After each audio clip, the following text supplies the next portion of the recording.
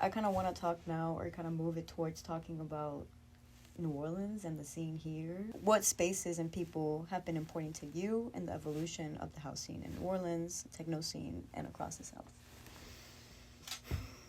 That's a good question. I mean, I think that, honestly, I think the techno and house scene where it's at right now, it's definitely born out of, like, house parties. And it's sort of like, you know, people who are going to them house parties who, like, work for venues and be like, hey, come play at this venue. As much as I hate to say it, poor boys. And you're not wrong about that. Cause as much as I hate to say it. But I will say that has been a space. It's a space that I warn people about. I'm going to be real. Yeah. Like, there's an energy about that place that's not really, like, great. But there are, like, great parties there. Yes. Definitely. A lot of good house and techno parties. Santos right now. Santos. Shouts out to NSFW. They have actually created a very kind of like a dream dungeon techno sort of like That's space. Amazing. Yeah, and it's Dime, Lady Lavender and Gabriella, and they just like play straight techno upstairs. That's beautiful. Yeah, and it's such a good venue for that too. There's another space right now that's kind of like up and coming called SAS. And you know, I'm excited for what's to come with them, but I would pay attention to them as well. Definitely.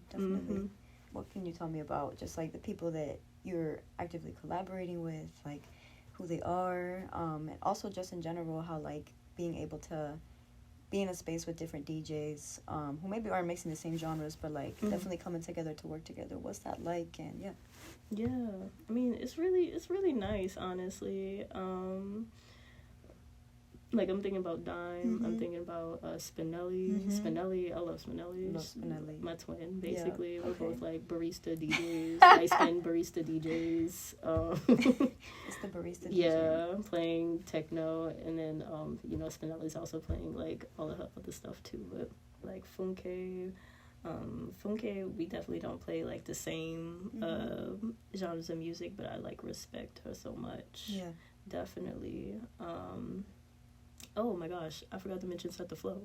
Yes. Oh my gosh, yeah, Set the Flow is such an important like space for techno, house and techno for sure. Absolutely. Oh my god.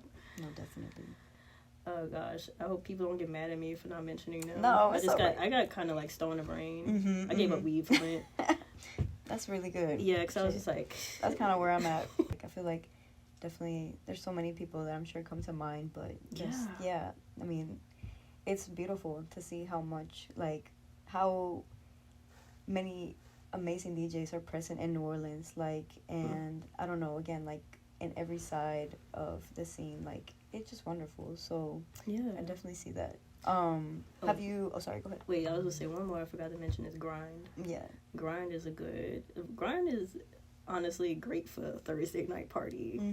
I don't believe it every time I see it, but I'm just like, damn, there's like a lot of people here, and it's really good. And Boy Toy do the damn thing. Another person I forgot to mention, Pleasure Savior. Pleasure Savior throws a lot of good parties. Yeah. And she's been pretty like integral in bringing people down here too. When I'm like, I think her birthday show in August, she brought down Machine Drum. Oh, that's sick. Yeah, I was like, damn. Yeah. Goddamn. But yeah, it was pretty good. I forgot the question. No, you're good. Y'all good. We're talking about Grind, and just like in general, like I guess different, and that's something that I kind of wanted to segue to. Is just like mentioning about some of the spaces that you've had the opportunity to create and also just be a part of. If some come to mind, like either recent or some of the first few that you ever did, like tell me about what it's like to come on, like create a space, you know what I mean? I actually have not really, I think maybe in like my whole history of DJing, I've only been involved like a couple of times in actually like creating a show. I've always just been somebody that's, you know, brought on, usually because I'm just like I said, I'll be sitting down. I'll be in my house. We got the sedentary.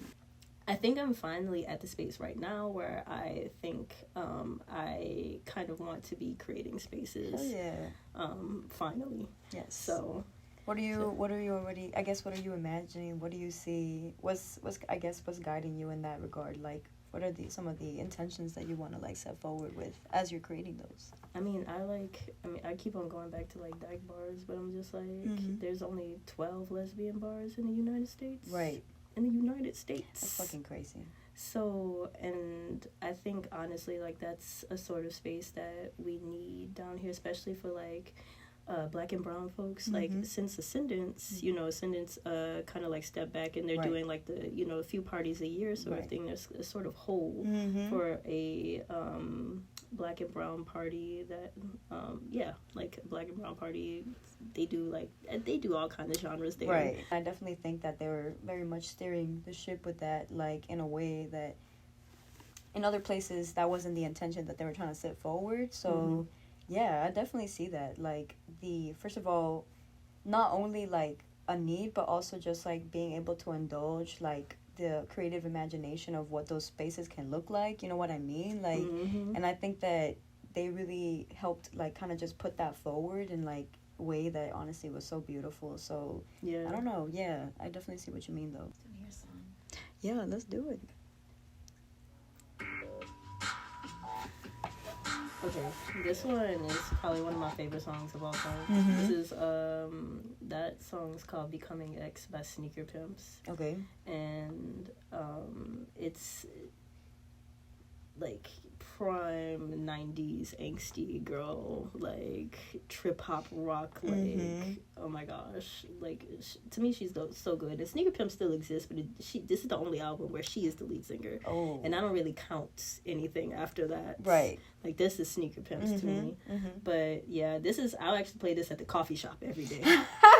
Yeah, I'm fucking dead. I love that. This is a movie for me. I'm instantly transported. You know what I mean? So, that wow. Yeah. I love it.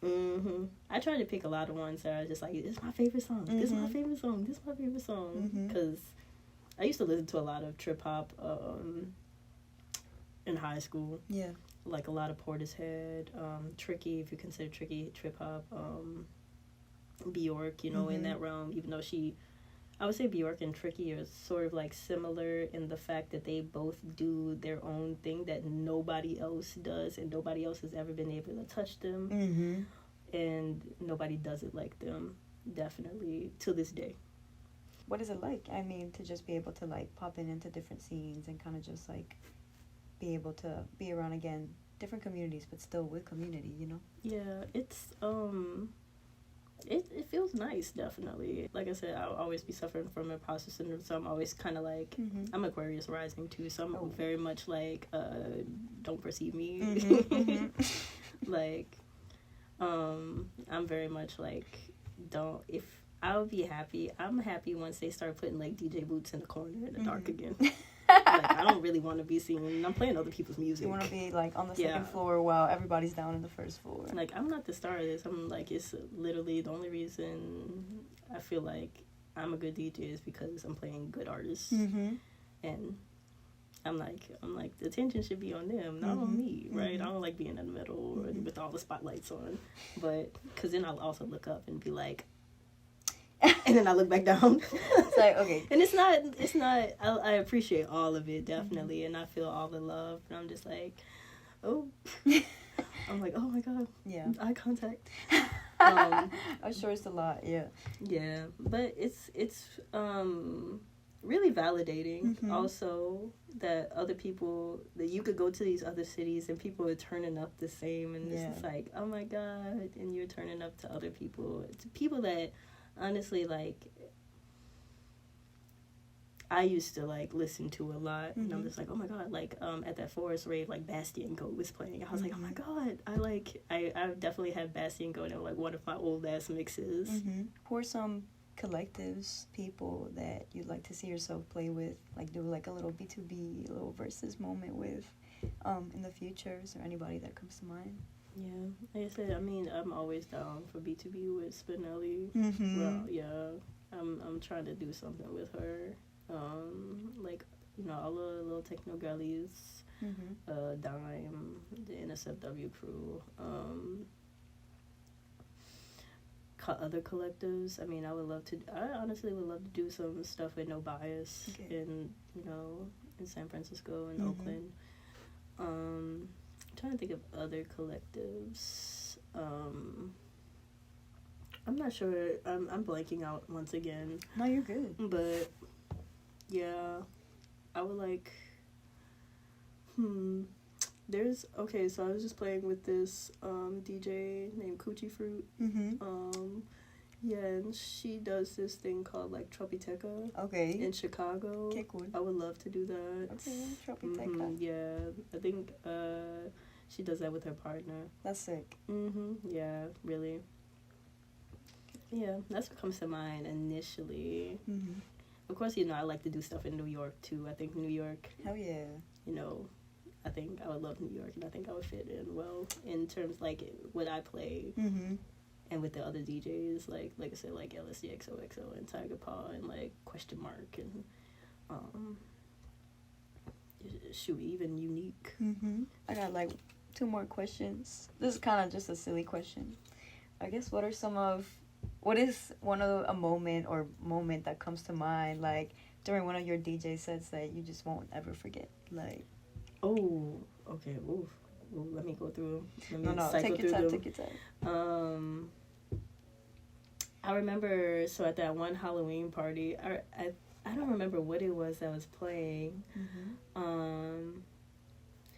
But I remember at the end of my set, everybody would start chanting. They're like, "Hell nah, hell nah, That's hell sick nah." as And fuck. I was like, and me being like